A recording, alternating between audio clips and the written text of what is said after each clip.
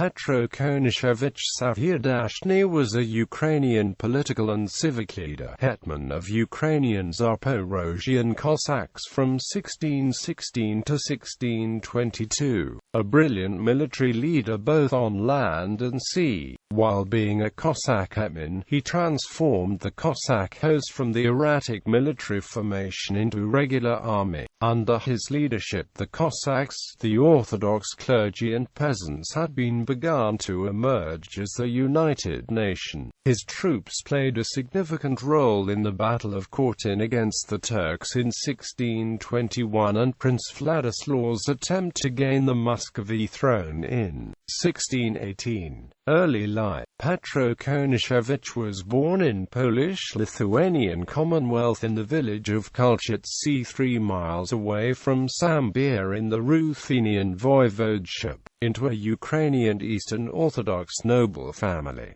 His father's surname was Kononowicz. He graduated the school at the Ostro Academy in Volhynia. His schoolmate was Meletiy Smothrytsky, author of the Ramatika book, by which many generations of Ukrainians, Russians, and Belarusians learned the Slavic language grammatics.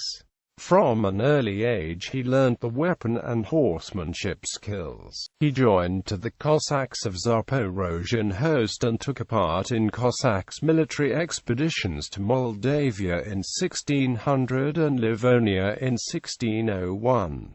His talent in military strategy, courage and ability to show leadership under great adversity and hardship required by Cossacks leader Samylo Kishka. Later, Sahaidachny moved to Lviv, and after to Kiev, where he became the assistant and the tutor of the Kievan Cossack family. Major campaigns. Early Turkish campaign. By the end of the 16th century, Sahaidachny traveled to Zaporozhian, where in 1605 he was elected as a Hetman of the Zaporozhian Host Cossacks. Under his control, the host participated in campaigns against the Crimean Tatars and the Turks. The Cossacks' fleet captured the Turkish fortress Varna, burned and destroyed a strong Turkish navy. He is famous for his sea sorties on Crimea and Turkey, and in 1616 captured Kaffa on the Crimean Peninsula, the largest center of the slave trade. He released from slavery many Christian men, women and children. Muscovite campaign. In 1618, Sahaidachny joined the anti-Turkish Holy League. While he was battling the Turks, the Polish-Lithuanian Commonwealth requested his assistance for war with Muscovy. They wanted him to provide Władysław I Vasa, the king of the Polish-Lithuanian Commonwealth, with 20,000 Cossacks near Moscow.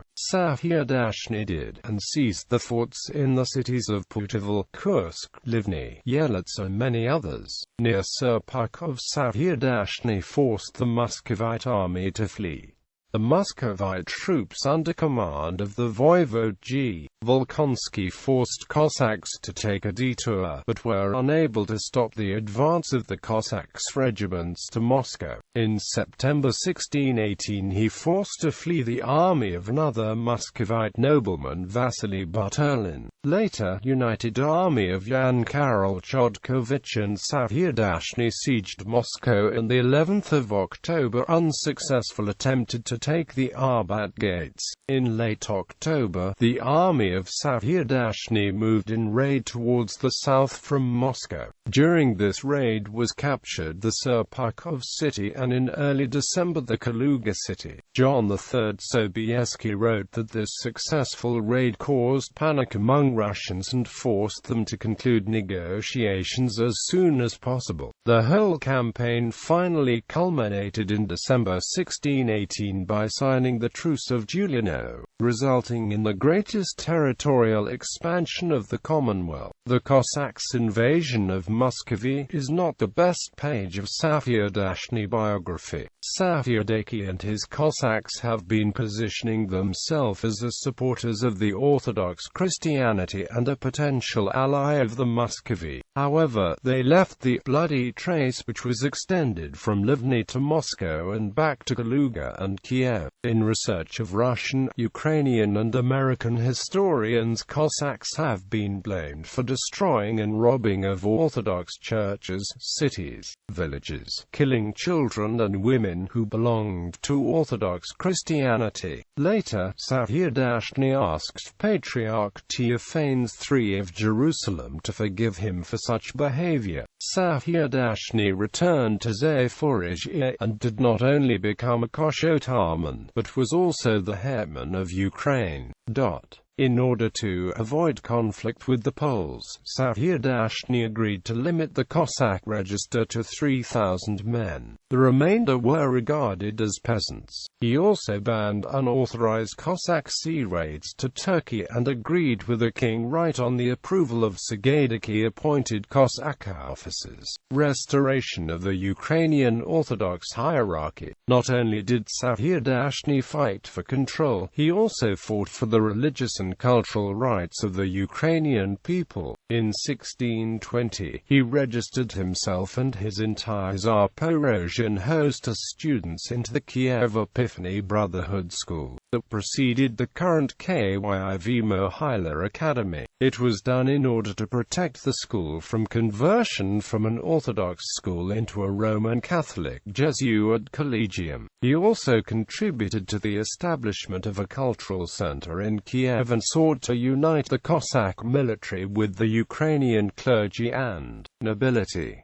In early 1620, Sahaidachny sent an embassy to the Russian Tsar. At this time there was the Patriarch Theophanes III of Jerusalem, and this embassy held talks with him about the possibility of his arrival in the Ukraine. In 1620, Sahaidachny convinced Patriarch Theophanes III, who recently returned from Moscow, to reconstruct the Orthodox hierarchy that was almost destroyed by the creation of the Greek Catholic Church. Patriarch Theophanes III of Jerusalem blamed Cossacks for the participation in the Muscovy campaign, saying that the damnation have been put on them for this, because Muscovites are the Orthodox Christians and in a future they never would fight again against them. The Patriarch appointed Iov Boretsky as the Kievan Metropolitan Bishop and 5 other bishops at the same time, because the Polish-Lithuanian Commonwealth had threatened to arrest Theophanes III as a spy. Sahaidachny was guaranteed his protection by the Patriarch. After the new metropolitan and bishops were installed, Sahaidachny escorted the Patriarch to the Ottoman border with a 3,000-men Cossack army. Later, life and death. The Polish-Lithuanian Commonwealth accepted the appointment, because it wanted to keep close contacts with Sahaidachny after the Turks defeated the Polish army at the Battle of Tora. Because of Sahaidachny's moderate policies towards Commonwealth, he provoked dissatisfaction among the Cossacks, and in 1620, they briefly elected Yatsko Borodovka as hetman. In 1621, the famous Battle of Khotyn had occurred, where close to 80,000 Cossacks and Polish troops fought against 160,000 Turkish army. The battle held at bay for a whole month, until the first snow compelled Osmans to withdraw his weakened forces. Sahaidachny and his army played a significant role in the battle, forcing the Turks to sign an unfavorable peace treaty. During the battle, Sahaidachny was seriously wounded.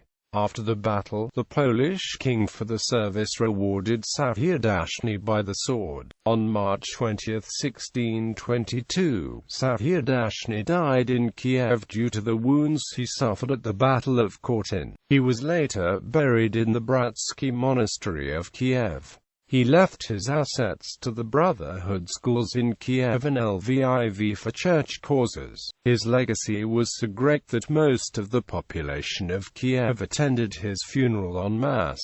Sahaidachny's work about union was highly regarded by the Lithuanian Kancler Sapieha. In 1646, John III Sobieski, a monarch of the Polish-Lithuanian Commonwealth, had said the following about Sahaidachny. Polish historian Jan Wydacki wrote that Konashevych-Sahaidachny was among Zaporozhian hetmans the one most loyal to Poland. He was a supporter of the Polish-Ukrainian military cooperation against the enemies of the Commonwealth. Legacy: Frigate Hetman Sahaidachny, a flagship of the Ukrainian Navy for over 20 years. Ukrainian Army Academy in Lviv is named after Hetman Petro Sahaidachny. After the 2014 Russian annexation of Crimea, the monument to Konashevych-Sahaidachny in Sevastopol was removed and handed over to Kharkiv.